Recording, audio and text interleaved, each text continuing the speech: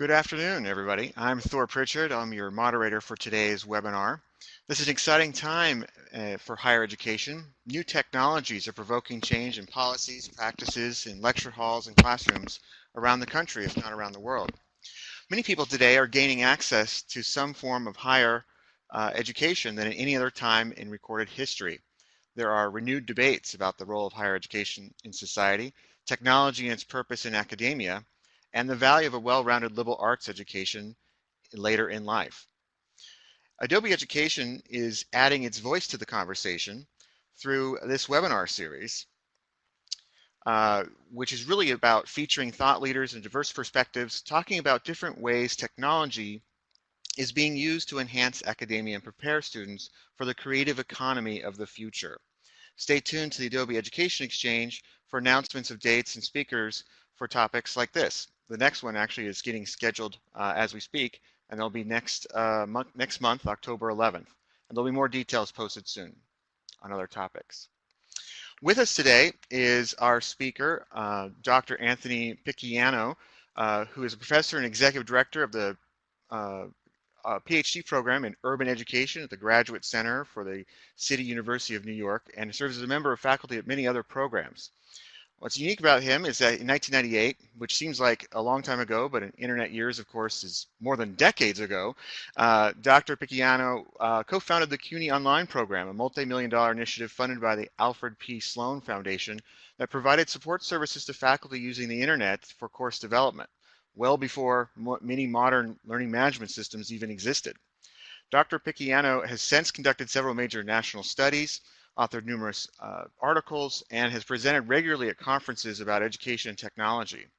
The material for his presentation derives from his latest book, due out this October, from Routledge, Taylor, and Francis, entitled Online Education Policy and Practice, the Past, Present, and Future of the Digital University. So please welcome Dr. Anthony Picciano. Thank you.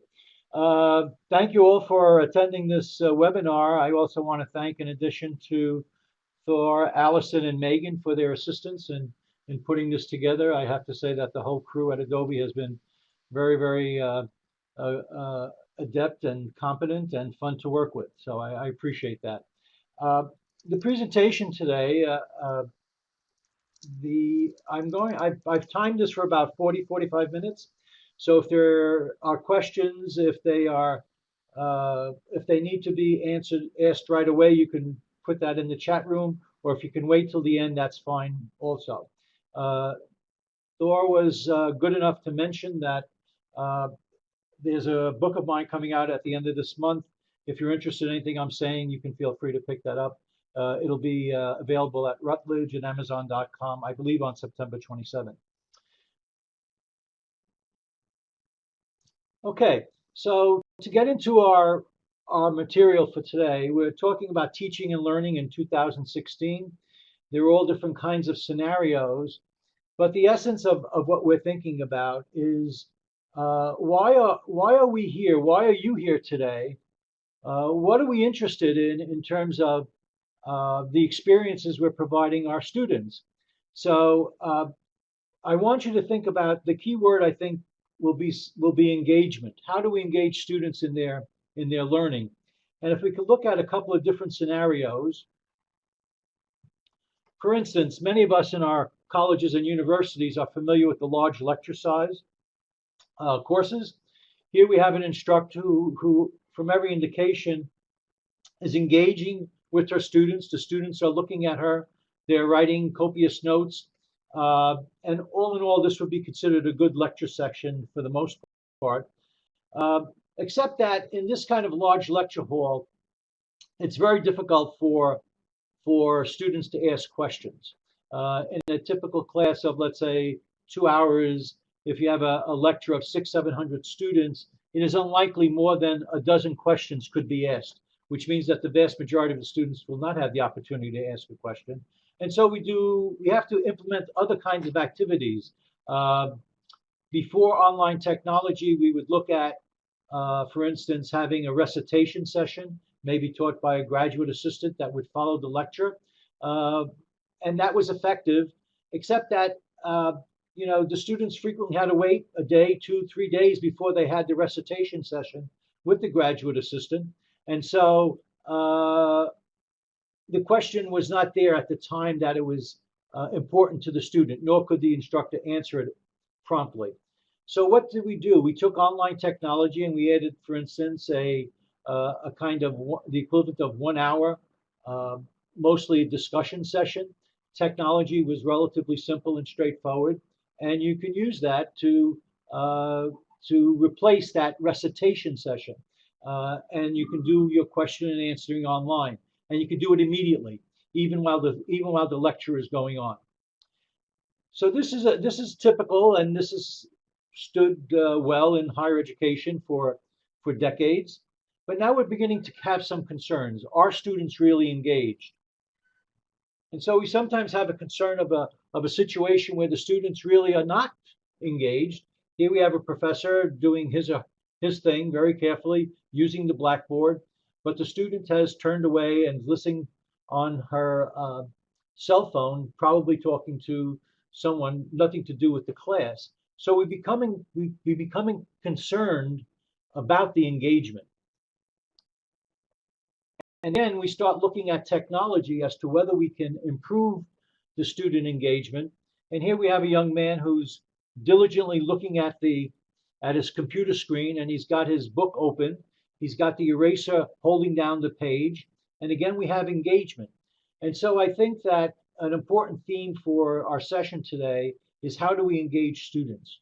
Uh, if you can get them interested in what you're teaching, that is one of the most important things you can do.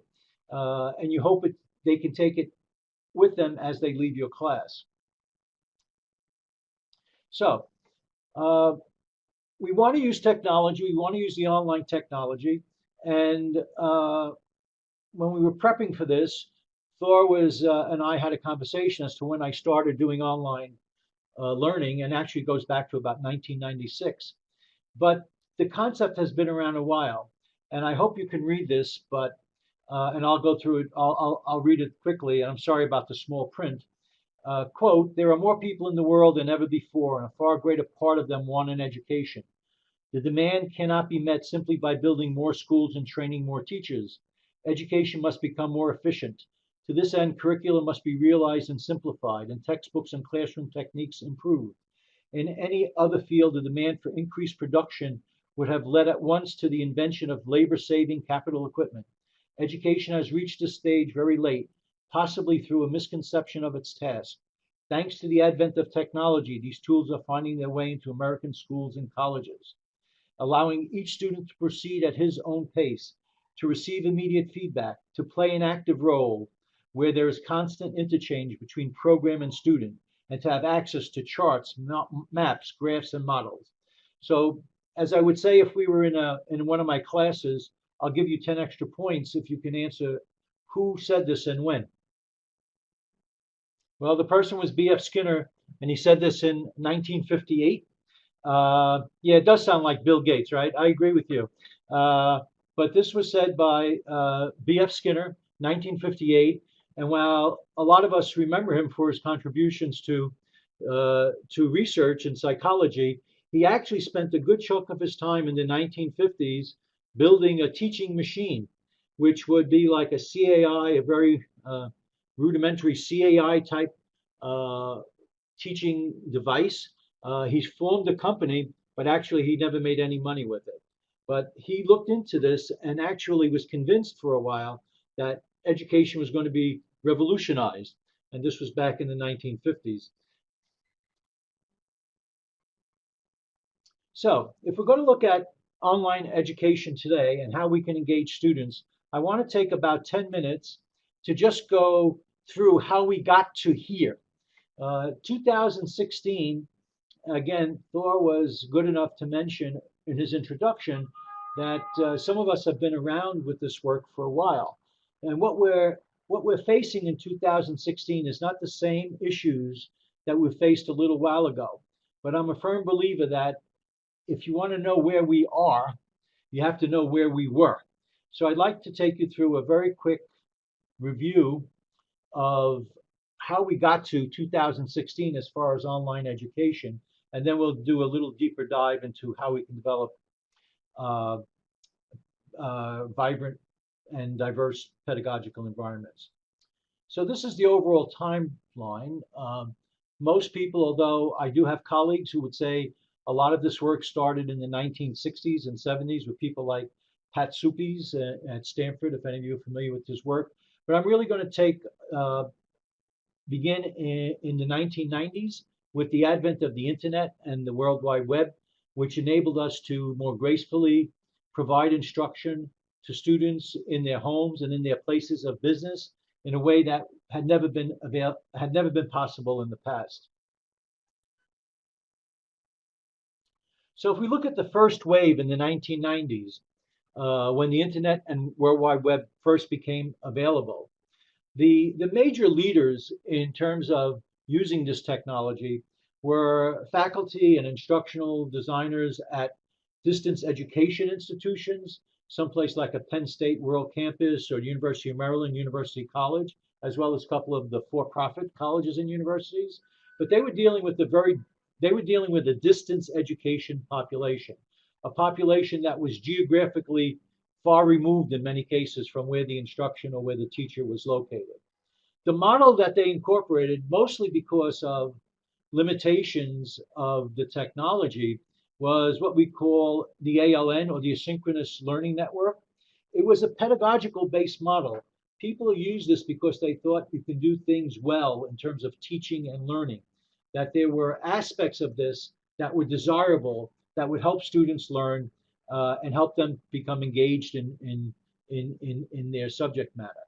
It was largely text-based in the 1990s, mainly because the bandwidth and the standards for media were not readily available, and it was very difficult for faculty to develop, videos and even audio at this time because of bandwidth limitations, particularly in students' homes, and also because there were no standards. So you can develop something on software A, but that did not mean that students would have access to that software on what platforms they were using in their homes. So, and in the 1990s, if for those of us who were working in online learning, the key question we had is how to do this. You don't have the learning management systems that you have today and the relatively stable platforms that enabled you to put up course material. They did not exist back then. And a lot of us had to develop our own software, in some cases developing our own web pages, in some cases using very rudimentary communication software. But it was a very vibrant, interesting time to be doing this work, and anything that seemed to be successful was a great accomplishment. But that's the first wave.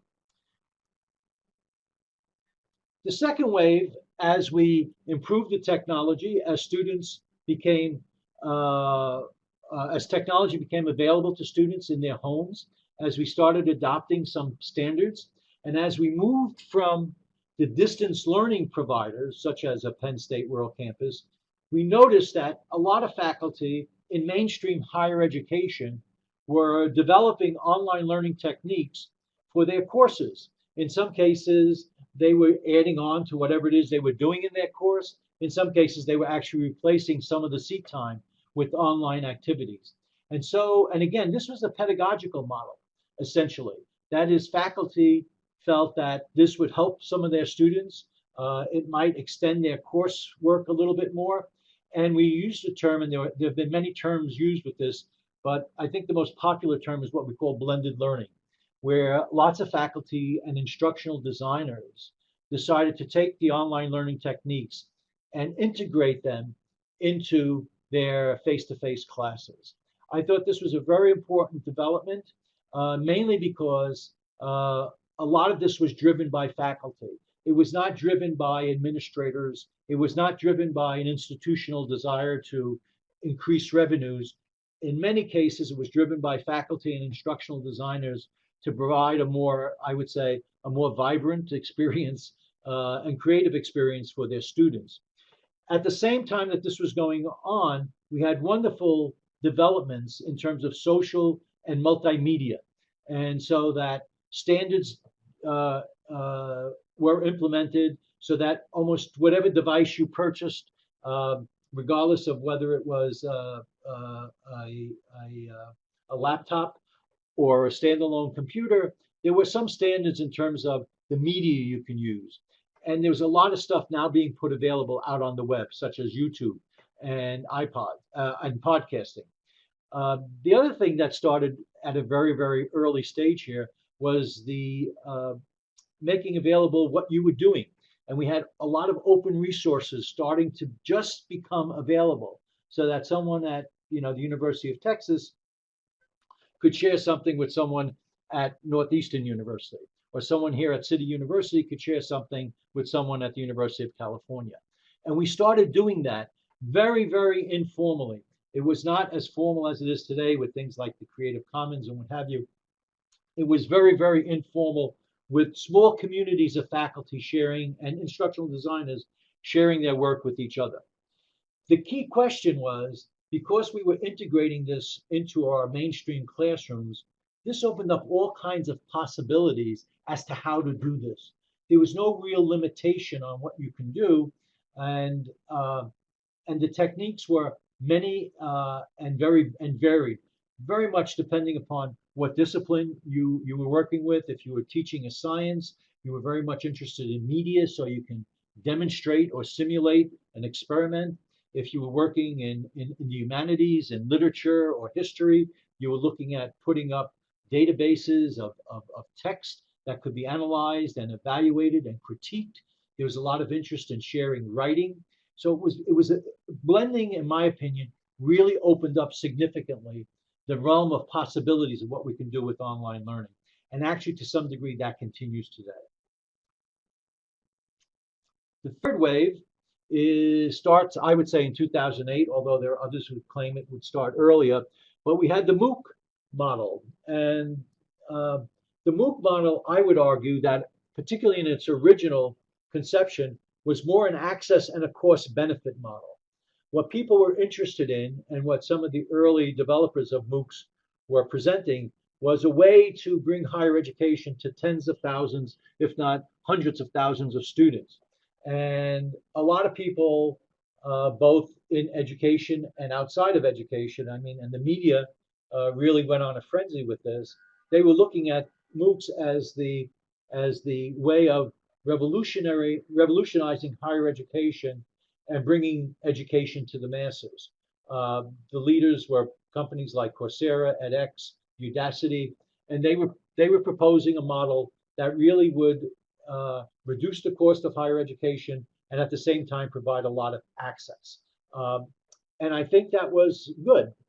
We are concerned here in higher education in terms of what it costs for us to do whatever it is we're doing, and we know that the United States Department of Education has made some very strong pushes that higher education needs to rein in on some of its costs.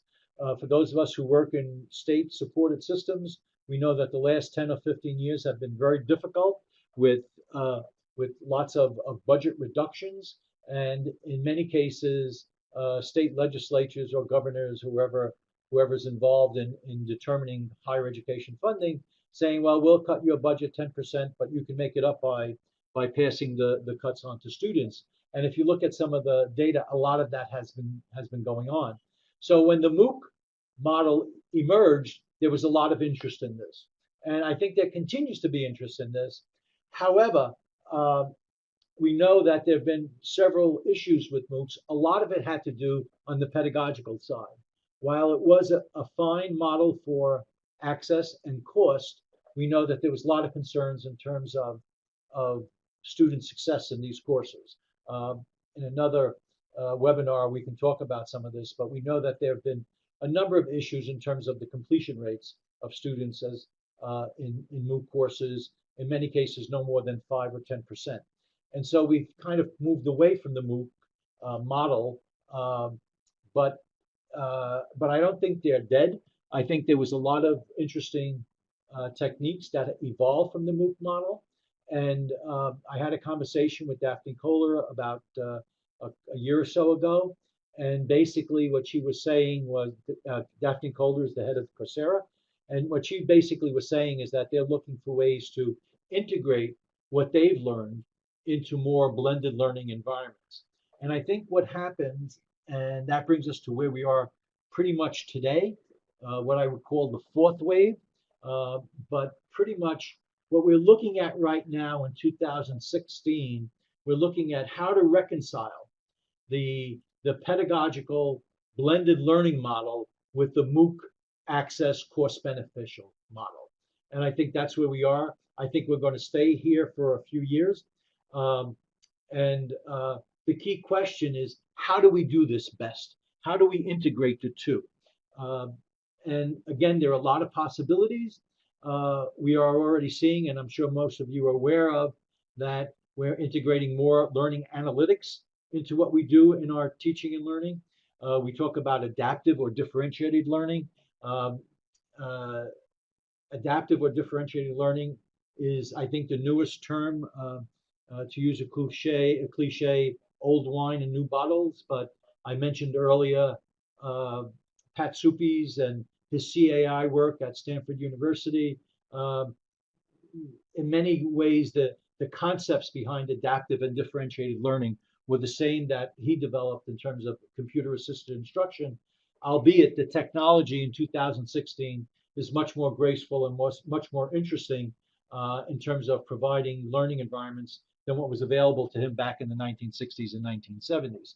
Um, we have expansion of competency-based instruction, uh, probably made most famous by the Western Governors University, but this model has been adopted by a number of other colleges as we move away from content-driven coursework and look at competencies and specifically student competencies. The open educational resources, what started out as a kind of informal uh, sharing among faculty is now moving more and more into more formal environments where there's a lot of very good material out on the web, as long as you might want to, as long as you accept it as it is and you figure out how to integrate it into your own uh, courses. More and more work is being done with interactive media, games, simulations, multi-user virtual environments. These are all things that are being used um, by some, not by all. Surely, this is a whole other level of investment in terms of technology, particularly if you try and develop any of this yourself. But if you try and see what's out there already in terms of open educational resources, you might find things that would be very helpful. And lastly, we're trying to do more with mobile technology. The idea that our students are at home on a desk working extensively on a standalone computer, that is not the case anymore. Uh, Most students and most people are carrying probably not just one, but in many cases two devices with them wherever they go. Something small and compact like an iPhone, but then something a little bit bigger, such as a tablet of some sort, where they can more easily read and key in responses. And so we have to address some of that because that has lots of implications for how we teach and how students learn, particularly in terms of whether we're going to require students to take deep dives into reading and writing, or whether we're going to try and do something that's a little bit more efficient. Those are very important issues and questions, and we have to be careful that we don't compromise what we think are good pedagogical techniques for the efficiency of showing something on a smaller screen. So this is where we are now. Um, I don't want to sound like I'm plugging my book, but if you're interested in where we're going, the book that I referenced earlier uh, covers two periods of the future: the immediate future through the 2020s, and then the more distant future and 2030 and beyond. There's a lot of provocative stuff which I think some of you might find interesting.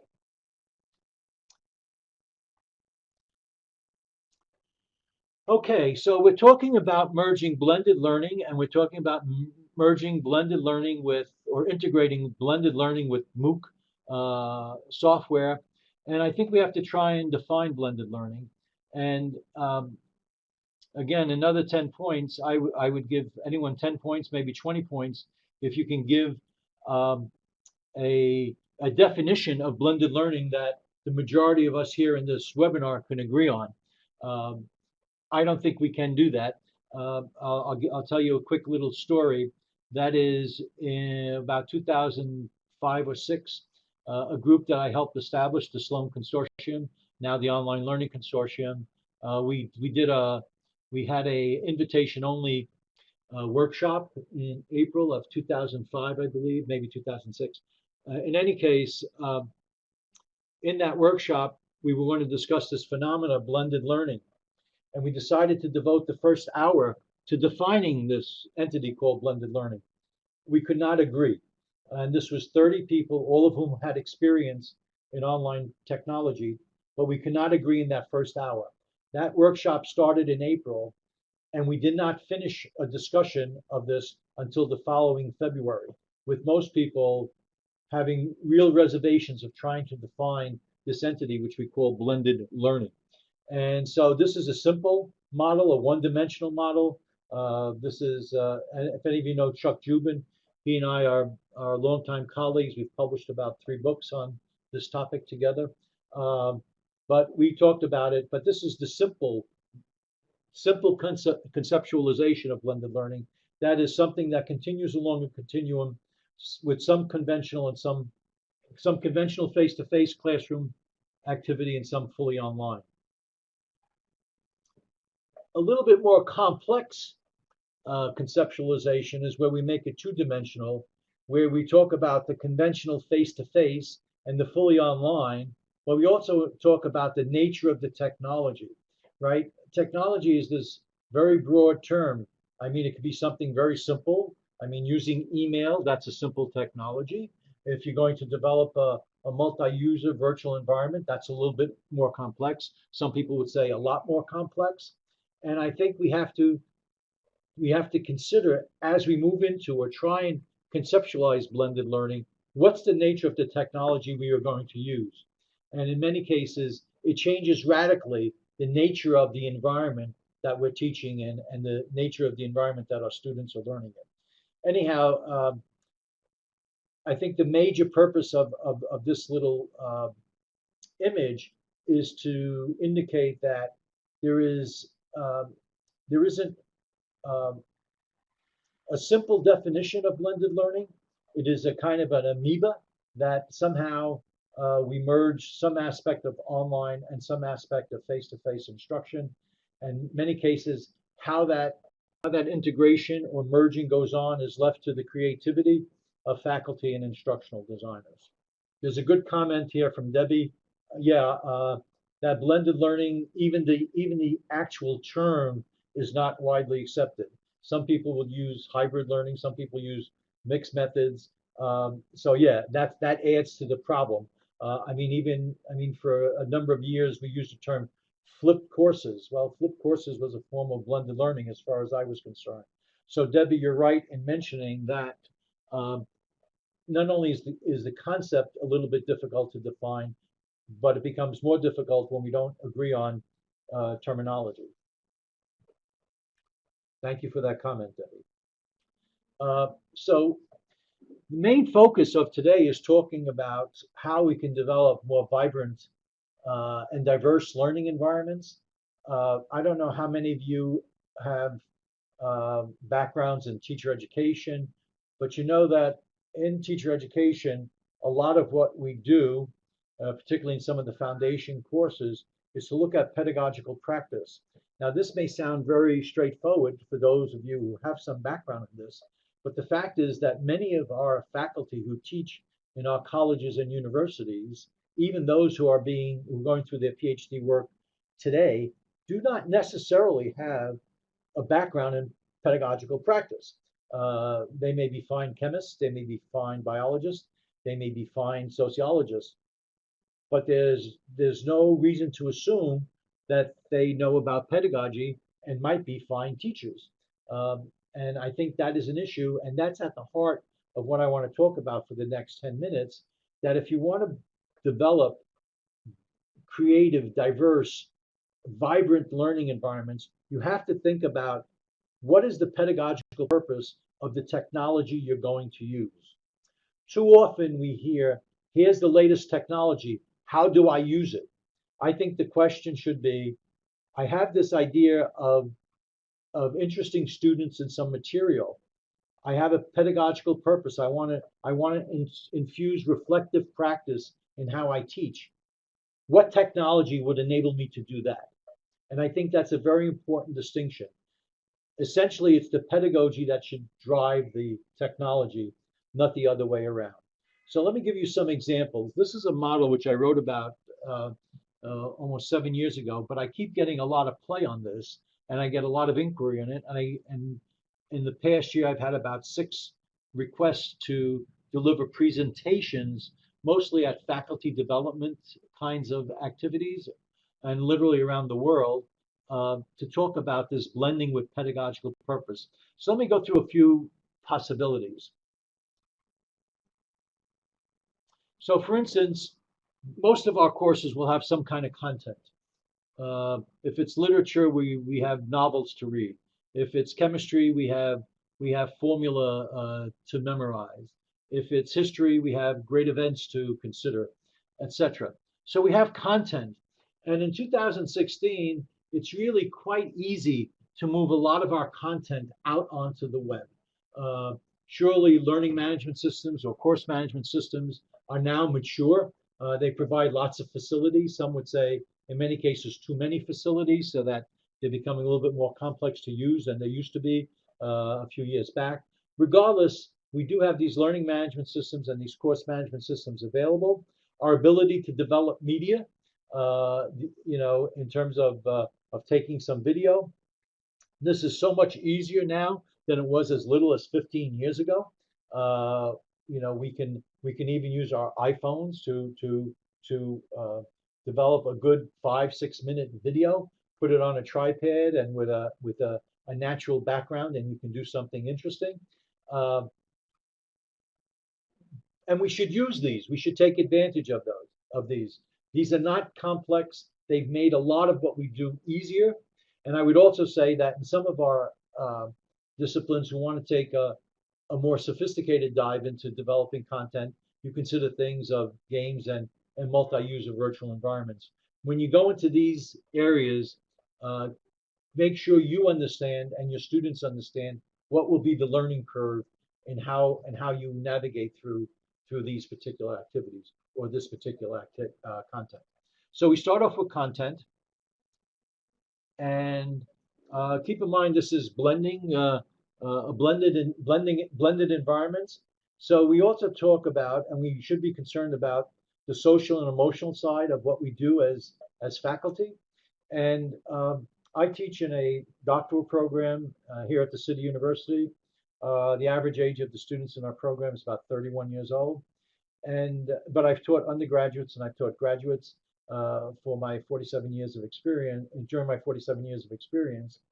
And I've always been amazed at the uh, the needs of students who seek out faculty. And it happens regardless of whether I was teaching undergraduates or doctoral students, that they come and see you and have a meeting, and an issue they're presenting may start with something like related to course material, and it frequently gravitates to something more significant.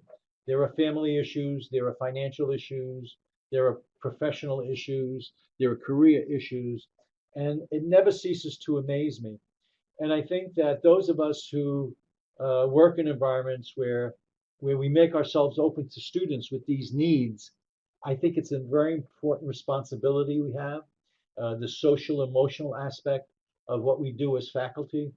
And while we can do a lot of this in face-to-face mode, while we can do a lot of this online, I have found that the face-to-face mode is very effective and allows us to talk more freely. You can take a student out for a cup of coffee. You can go and have a lunch with them. You can pat them on the back. You can smile at them very closely. But this aspect of what we do in our teaching and learning, I think, is very important. And I think good faculty become concerned with our students. So anyhow, the social emotional part, some of this I would say we might be better off keeping this as part of our face-to-face activity. Also, we have so going back to questions of pedagogy. dialectics and questioning and Socratic method for those of us who like to use that in our courses, where we may be going someplace, but we're not going to get there very quickly. We're going to ask students questions and we're going to respond to student questions and we're going to throw questions back at them. To me, this is a very, very effective and an interesting and creative pedagogical technique. Doing this online using something as simple as a discussion board, you can use something more touch more sophisticated, such as a blog or a wiki. But to engage this in an online environment, I find it much more stimulating than what I would doing in a face-to-face environment. Yeah, in the face-to-face environment, I can see students' faces, they can see my face, they can see me sweat a little bit if it's warm out. But we're limited in some of this by a bell schedule, right? For those of us who teach, let's say, a 50-minute course, or even if it's an hour and a half course, if you have about 25 or 30 students in that class, Socratic method is effective, but it's very difficult for all the students to participate. You just don't have the time to do it. Moving this online onto a discussion board or even a blog, and you find that you can carry on a discussion for days and everyone can participate. So I think that if you're someone who's interested in developing or using Socratic method or dialectic questioning, the online environment I think works very well, and I would even argue in many cases works better than the face-to-face environment. Reflection. I mentioned this briefly before, um, and reflection is not a new idea. Reflective practice, reflective teaching. The person who probably wrote about this, and lots of us became introduced to it, was John Dewey in the early 20th century. He talked about reflection as an important aspect of what learners learn and what teachers teach. It is not a difficult concept, but it is taking time at some point, after a lesson or after an activity, to reflect on what it is you've learned and what it is you've taught. And we have at our disposal relatively simple technology, such as blogs and wikis. You can make these something that are personal to the individual learner, or you can have them as group activities. And I tend to think that when you reflect on what you've learned or you reflect on what you teach, you will become more engaged in what you've learned, and you will definitely become a more effective teacher. Most of us do this one way or the other. We develop our arsenal of techniques. Those things that work well, we tend to use again. Those things that do not work well, we tend to put aside. Collaboration. Again, we're in the 21st century. We talk about 21st century skills. What's critical in that area is collaboration. We have wonderful, wonderful software. Again, not difficult software to use, such as wikis, that students can collaborate and develop projects together. This is far more graceful in the online environment than we had years back when, if you gave students a collaborative project, if you announced, okay, we're going to do a collaborative project, half the students would moan and put their eyes up towards the ceiling because logistically it was difficult to do. It took a lot of time. They had to meet in a library on a Saturday afternoon or after class or what have you. But with the online environment and with the familiarity that so many of us have with social media, that this is becoming more commonplace. And I think we should take more advantage of this. And also the mobile technology allows you to connect and with your colleagues very easily and very gracefully. I'm getting a little tight on time, so I'm going to talk a little bit quicker. If I haven't been already, I am from New York. If you didn't hear my accent and you thought maybe I was from London, I'm not. I'm from the Bronx. And the last thing we need to talk about is synthesis and evaluation. We live in an age where all levels of education, we want to evaluate how well our students are doing, how well they're learning whatever it is that we are providing them. And so we provide all kinds of assignments and assessments. And I think the online environment, it makes it much easier to go beyond simple tests and even just essays, although I like essays a lot. Uh, but we can do a lot of other things in terms of uh, of asking students to do projects either alone or collaboratively, and we can evaluate this. For those of you who want to take a more extensive approach to this, we're in the age of e-portfolios. For those of you who work in professional programs where it's important for your students to develop a portfolio of their work in your program, I think that the online environment makes this much easier than it was years back when students would have a 2-inch binder and try and put copies of their essays and summaries of materials that they develop. I think in the online environment, you can develop an electronic portfolio that's that will help students, particularly as they move beyond your program and trying to enter job markets. And lastly, learning analytics. I mentioned this briefly. I think learning analytics, particularly in the online environment or the online portion of what you do, can be very effective. I think we're still trying to figure out how we can use this effectively in the face-to-face portion of what we do. But I think learning analytics is something that has an important part in how education is evolving in this country. It is a little bit an evolution of the data-driven decision-making models that we had in the 90s and early 2000s, uh, but it's here, and the online environment provides us with an opportunity to record, every educational transaction, every instructional transaction, every question we ask, every answer a student provides. All of this is now recorded, available, and can be analyzed. So this is the basic model, blending with pedagogical purpose. In each of these, what I was talking about, the essential concept is you have some purpose, you have a pedagogical approach that you think is important, and then you figure out what is the best technology for using this. In addition to that essential concept is the idea that you don't just use one of these, but you integrate them together to provide kind of vibrant activities and diverse learning activities. So everything does not look like the same thing from week to week, but you integrate them.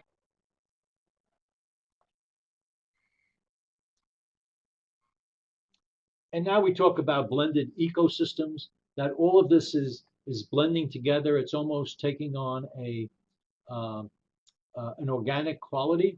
That is, our courses are not something that we develop in August in 2016, then we develop it again in 2017, then we develop it again in 2018. But we take an essential course that we've thought about very carefully. We develop pedagogical practices. We attach technology where appropriate. And then we let it kind of grow and we keep adjusting it and we keep refining it. And I think that I like this term, blended ecosystem. This was used by a colleague. I heard it first by a colleague, Steve Laster, who used to be up at Harvard, is now a vice president at McGraw-Hill. He used this term. He was the first person I heard use this term a good 9 or 10 years ago. I like the term, and I think it's important that this is how we approach, how we think about how we develop courses as something that will keep evolving and keep developing. Okay, so I'm running a little bit tight on time, so let me go through this. Um, I think especially for the faculty out there, but also the instructional designers, we have a challenge, and the challenge is what are we going to do in the future? How do we use innovation in higher education in the years to come? I mean, there's lots of individuals who want us to completely disrupt the higher education environment. I would caution about that. And that could be a whole other webinar at some point. I tend to think that things that are done well in using technology is something that is planned and carefully considered and evaluated and tested. So I think about a more deliberate approach. Regardless, we are under a lot of pressure in higher education to innovate and to change. And I don't like the idea of disruptive change. I like the idea of planned, carefully considered change. In any case, in a survey of presidents, and the end was about 349 college presidents, two-thirds of the presidents of public institutions think that higher education is headed in the right direction, as do well over half of their private campus peers. An overwhelming majority of the presidents, three-quarters at private institutions and even more at the public institutions, think that blended courses that contain both face-to-face and online components will have a positive impact on higher education. I agree with that assessment fully. Um, Presidents say that when it comes to innovation in higher education, reformers pay too much attention to cutting costs and not enough to changing the model of teaching and learning. I agree with that too. I think we should be looking at how we teach, modify it so that we think it's the best possible environment we can develop for our students. And lastly, change drivers. Two-thirds of public institution presidents think that politicians are the most influential drivers of change in higher education, and half of private campus presidents agree with that assessment. The presidents of both types of colleges believe strongly that faculty should be the number one drivers of change. I agree with this fully, but the faculty have to become engaged with the technology.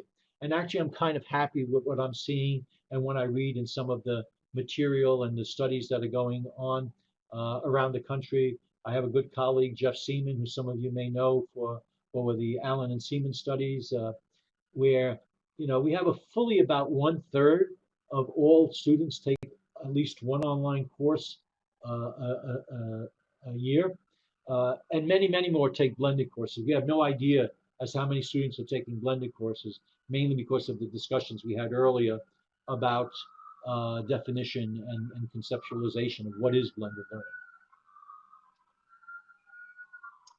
So my recommendation as I conclude is that um, in your environments, in your colleges, in your universities, in your schools, I think the faculty, with the help of instructional designers, should test and experiment with the technology, figure out that which works and improve it.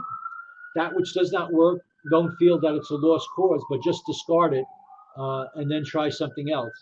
But whatever you do, please, please, please do not ignore it. And with that, I'd like to open up the webinar to questions. And Yes, thank you, I, Anthony. This is fantastic. Well, we have folks, if you could go ahead and add your questions to the chat discussion room right there. There's a couple of good ones already, but I wanted to jump in and ask one sort of follow-up question about this. I love this topic because, as much as I've been enamored with technology, it's always been about the pedagogy. It's about the practices of teaching, the process of learning. And if you can't really innovate or use that in a different way with the technology, you're not really doing much differently.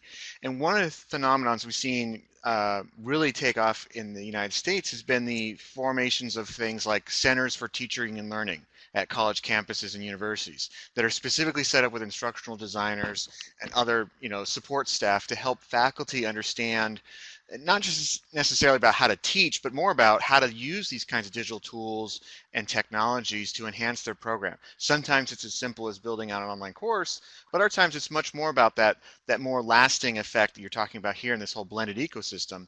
And the question I have is really, what have you seen have you seen that being an effective model of helping promote this whole idea of this blended model really is predicated on the faculty doing it, right? And feeling comfortable taking those risks and trying different things. And I'm wondering, is that a structure or strategy that is really you're seeing working for how to help faculty be more effective with these digital technologies? okay, that's a good comment and question, Thor.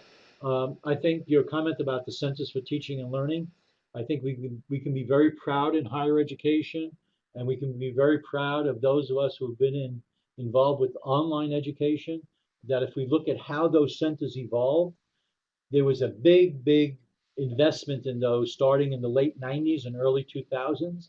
Matter of fact, many colleges did not have such centers, Mm-hmm. and those that had them, they were relatively modest. But in the last 15, maybe 20 years, there's been significant investment in these areas. A lot of it has to do with the online technology as having piqued interest and how we change how we teach and how our students learn. So I think the Centers for Teaching and Learning have been incredibly important and effective in moving the pedagogically sound uses of technology forward. Um, Now, and I noticed there's a question or two, but is there the faculty buy-in to this? I mean, one of the participants has kind of asked this question in terms of how do we get Mhm. the faculty to buy into this? The best way that I have found, and again, Thor was good enough to mention that in 1998 we developed a faculty development project here at the City University of New York. And for those of you who don't know it, City University has we have about 24 colleges, all within the confines of New York City. We have about 500,000 students. So it's a very big environment, but in a very compact space.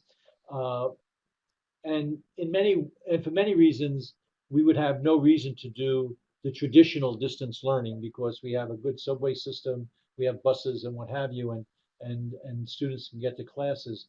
But for us, the importance of moving with online technology, particularly the blended model, is that so many of our students have to uh, have other activities in addition to being students.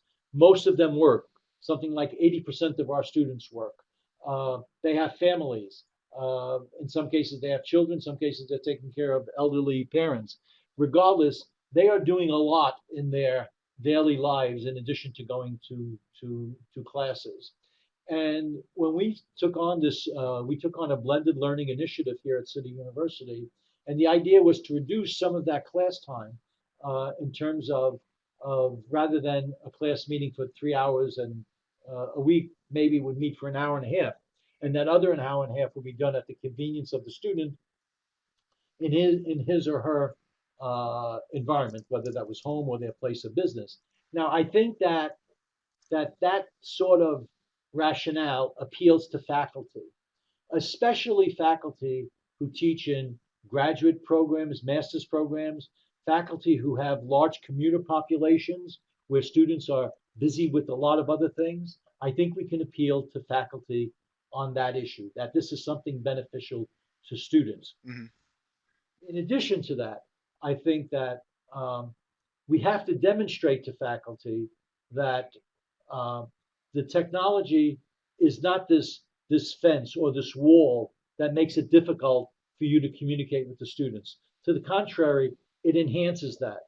And while instructional designers have, I think, the most expertise in this, I think the best models of integrating this and getting more faculty buy-in is where instructional designers bring the faculty into their activities and they use colleagues to work with other colleagues, a kind of train the trainer approach. And that's what we did here at City University of New York. I think it was fairly successful. We have a few fully online programs, but the bulk of what we do here is blended models, and I think it's worked very well. And a lot of the schools that use it um, or have had faculty development activities, uh, they use this kind of bringing in the faculty to help bring other faculty along, and you kind of develop this snowball effect. And I think it has been effective here. I hope I've answered your question, Thor. Yeah, no, that's very helpful. One of the other questions that I sort of saw come up in the discussion list there was how do you address the aspect of every day seems to be a new technology coming out and that they're always changing? I mean, how many dozens of LMSs have come out in the last 20 years? How do you sort of not have faculty get discouraged by, oh wait, I just learned something and now something else is entirely replacing it? And being sort of the aspect of poisoning the well for future innovation. Like I've already made all that investment in time and effort to learn that software. Now something's changed. Why should I do it again when it's going to change yet again? I think that's a great question, and Thor, I think I said to you earlier, I've been involved with technology. I started writing computer programs in 1967. I taught my first programming course in 1971. Um, Oh, and I must say, in that 46, 47 years, the question you raise has always been there. That every technology, every year, maybe every other month, there's some new technology. my first advice to faculty and instructional designers is that you don't chase the latest technology, that you carefully evaluate that and try and determine what will have legs and what will not have legs. Let me give you a very good example. For instance, I've mentioned a couple of times multi-user virtual environments. I think this is very provocative, interesting technology, but it takes a real significant investment in time, both in terms of faculty, students, and instructional designers who have to support this in order to use it. A few years back, I would say about 8 or 9 years ago, it's still around, Second Life. I think some of you may be Mhm. aware of it. Very interesting, very provocative multi-user virtual environment, all web-based. And I looked at it and I was very curious about it. While I like the technology, and I might dabble in it because I have a lot of a background in technology, I made a decision, or I made the assessment that the average faculty member cannot possibly invest the time that he or she would have to learn that technology and to use it effectively. And there was a learning curve there that was very steep. Now, even if the faculty member learns that, he or she now has to pass that on to 25, 30 students, and they have to have that learning curve. And so it was a technology. While I liked it, I felt it would have difficulty uh, having a major impact on what we do with the average faculty member, at least here at City University of New York. All that being said, I have an 11-year-old grandson.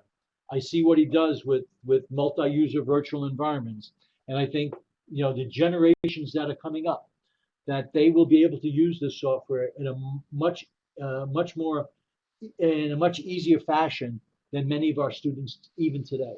So I think we have to keep our eyes open and select that which works well and discard that which is not working. And if you're not sure, then wait, because most of what you learn in terms of how to use technology, a lot of that can be transferred to the newer technology. What's important is that you understand pedagogical practice and how it works and how it integrates into your teaching. And I would assure you that while technology might change, the pedagogy isn't going to change anywhere near as rapidly. And so you have to use the technology, but you can pass on everything you've learned in terms of how you use that pedagogy in the earlier technology that you were using. So I'm someone who always suggests don't chase the latest thing unless you feel it's really something worthwhile, and then you make the adjustment. Mhm. That's a great point. I completely agree because the rate of change in technology is never slowing down, and the rate of change in education is more comparable to the change in glaciers. It just moves at a much different magnitude slower. What about the aspect of, there's the blended and there's, in K-12, we talk about blended and flipped, which is really kind of the same thing as blended, just doing it in different Yes. sort of modalities and stuff. But one of the other ways I like to think about flipping it is instead of the faculty being responsible for imparting the knowledge about, say, the software or the hardware, whatever it might be, or how to use the tools, being more about setting those framework of this is what the expectations are, here's what the outcome is, and here are the different kinds of tools you can explore and learn, and here are all the resources you can use to learn about those tools. So my role as a faculty member isn't so much being the one teaching you how to use the tool, but you're being more of a self-guided, self-directed learner about the tool, or learning from your peers who know how to use those tools.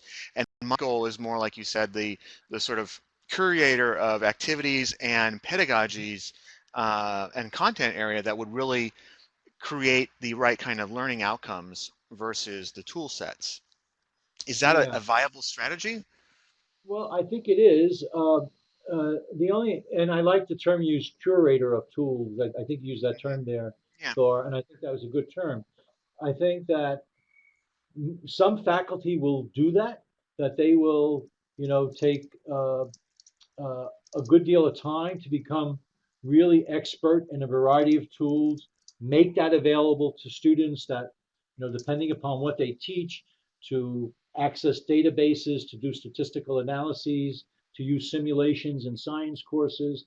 And I think all of that is good. Many faculty, though, I'm not sure they want to make that investment. Mm. I think most of them, a sociologist wants to be a sociologist first. A psychologist wants to be a psychologist first. A chemist wants to be a chemist first. They don't necessarily want to be the instructional designer. And I think that becomes the problem in the scenario that you're presenting. There will be faculty who will do that, but I think many of the faculty will say, well, I'm basically, someone who teaches a subject area. I want to use the technology as best I can, but I don't want to be, and I'll use your term, the curator of the various tools. Um, Again, that being said, and I think that some of this works well in some environments. You alluded to K-12, which I think is a slightly different environment than higher ed. And I've done 3 studies on K-12 K-12 education, and that's near and dear to my heart. The program I teach in urban education, this is more about the issues we research and look at here are more K-12 than they are higher education, but that's a slightly different environment. And Sure. you have where you can have at least a faculty member, or you can develop an environment where there is lots of tools that students can use. I think that might be a little bit easier in the K-12 environment than the higher education environment. Now, part of that is because in the K-12 environment, the number or the courses you teach are far more limited, right? If you look at a high school curriculum, you know, there is an introduction, there's like 4 English courses, there's a couple of social studies courses, there's a biology course, there's a chemistry course. Many of these courses are similar, at least within school districts, within definitely within schools, but within states. And so you have a cadre of faculty who are all teaching biology one or social Mhm. studies one, and develop, and whether they all become the curator of tools or one or two of them become the curator of tools. I think you at time is a far more limited number of courses, whereas in the college environment, you major in different subject areas, and every subject area a student's going to take maybe anywhere from 10 to 15 different courses, and a lot of the faculty, you don't have groups of faculty teaching those courses. A lot of the faculty teach, they have the advanced course in English literature from you know in the 19th century or something of that sort. So I think where you have teams of faculty developing the materials, uh, definitely in the K-12, less so in higher ed.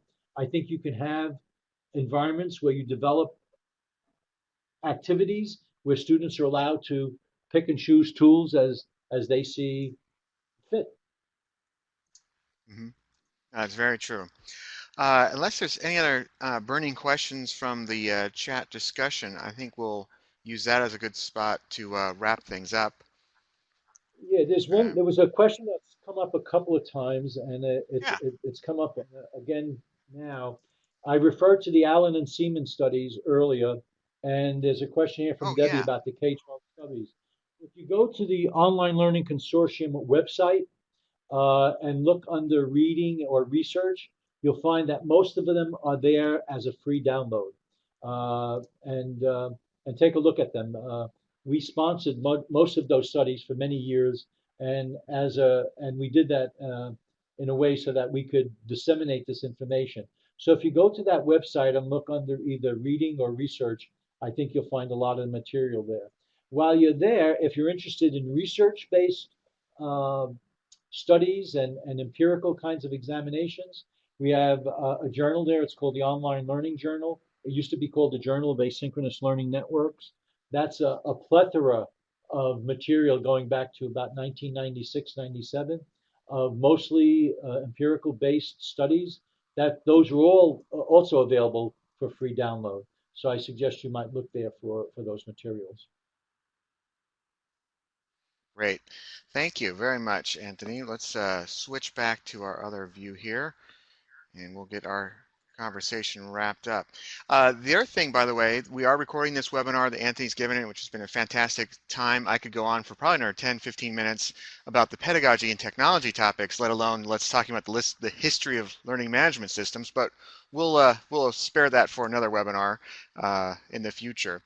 The other thing that I wanted to mention to you is that you can the discussion of this topic on the Adobe Education Exchange. It's a free service community, online professional learning community put together by Adobe Systems for educators at all levels that has lots of different workshops, resources shared, and courses you can take, not just about the tools that Adobe offers, but really about some of these bigger topics, like what does it mean to have a creative classroom and what does that look like in terms of how you organize it and how you use creativity in assessment. So all sorts of things are there.